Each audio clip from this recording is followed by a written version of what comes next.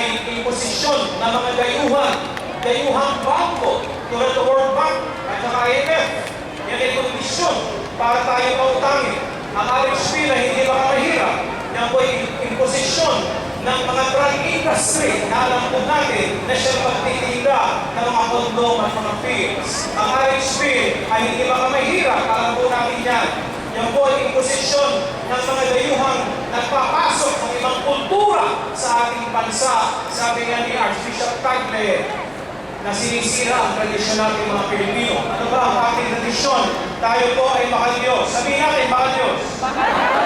Makabuhay. Makamamilya.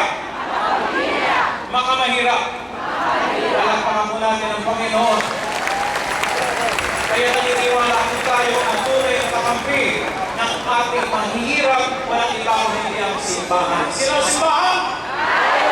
Ang mga biyagan kay Kristo. Kasama din po natin na nagpapahalaga sa buhay ang ating mga kapatid na Muslim. Palagpakan natin ang mga Muslim. Assalamualaikum.